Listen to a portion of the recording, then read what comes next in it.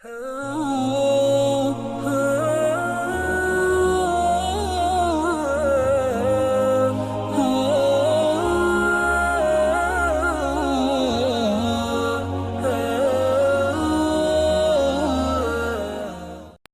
لمن فقه عباده الدين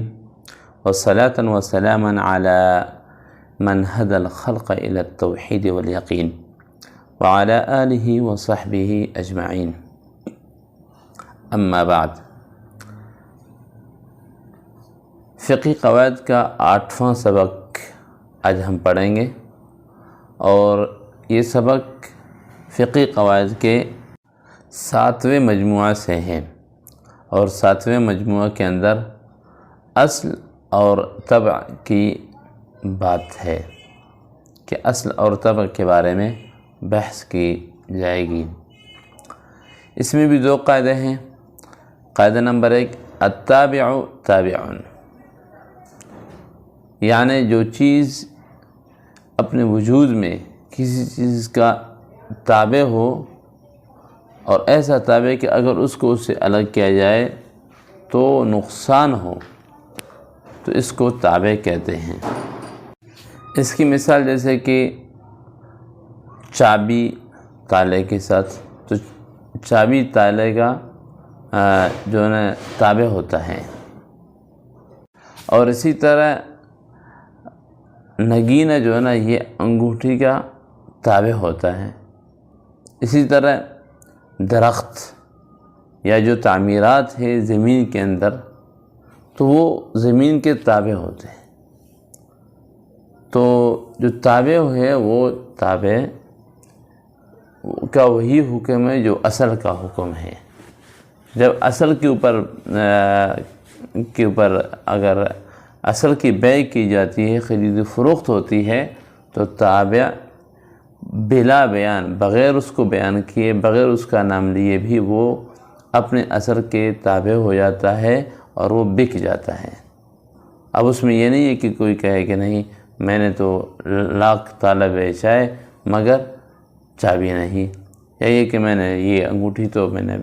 دی ہے مگر اس کا نگینہ میں نہیں دے سکتا، تو اس سے انکار نہیں کر سکتا ہے، کیونکہ یہ اس کا تابع ہوتا ہے۔ اور دوسرا قاعدہ ہے، اذا سقط الاصل سقط الفرع، جب اصل ساقط ہو جاتا ہے تو فرع آٹومیٹک ساقط ہو جاتا ہے۔ اس کی مثال جیسے کہ اگر کوئی آدمی یہ قسم اٹھائے کہ وہ ضرور بھی ضرور کل اپنا قرض چکائے گا، پھر کیا ہوا کہ کل آئندہ کل جو ہے نا گزرنے سے پہلے جو دائن تھا، قرض خواہ تھا، اس نے اس کو بری کر دیا قرض سے کہ آپ بری ہو، آپ سے میں قرض نہیں لیتا۔ تو اس صورت میں چونکہ اس نے جو ہے نا اس کو بری کر دیا تو قرض ساقط ہو گیا۔ تو اب جو اس نے قسم اٹھائی تھی کہ کل میں قرض دوں گا، تو وہ قرض کا جو محل ہے، قرض دینے کا جو اصل ہے، اصل قرض جو دینا ہے، وہ تو ساقط ہو گیا۔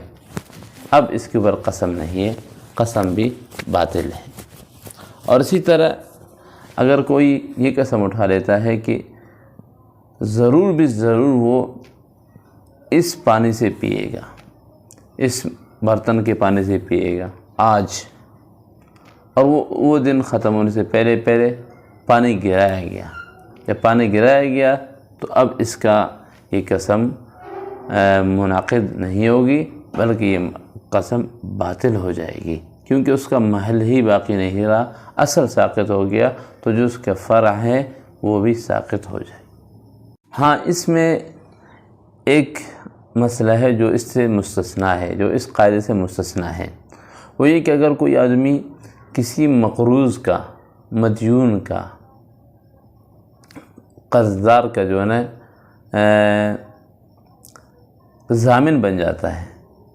اس کی ذات کا، اس کے پیسوں کا نہیں، اس کے ذات کی وہ ضمانت لیتا ہے،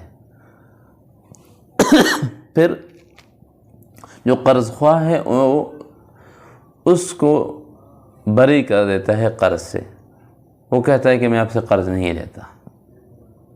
تو اس صورت میں قرض تو جو جس قرض کی وجہ سے اس بندے کی ذات کا وہ ضامن بنا تھا، وہ قرض تو بھی ختم ہو گئے، اب وہ قرض تو نہیں رہا، لیکن اس کے باوجود اس کی کفالت باقی ہے، اس کی کفالت باقی ہے، اس کی ضمانت باقی ہے۔ اگر وہ مدیون قرض خواہ یا قاضی اس کو کہے کہ اس بندے کو عدالت میں حاضر کرو، تو اس بندے کے اوپر لازم ہے کہ اس بندے کو حاضر کرے۔ صرف اس صورت کے اندر اصل جو قرض کی وجہ سے مسئلہ ہوا تو وہ قرض تو ساقط ہو گیا ہے، لیکن اس کے جو فرع ہے، اس کا جو تابع ہے، اس کی وجہ سے جو یہ ضامن بنا تھا، اس کی ضمانت ابھی تک باقی ہے، تو یہ ایک صورت اس سے مستثنیٰ ہے۔ اللہم علمنا ما ينفعنا وانفعنا بما علمتنا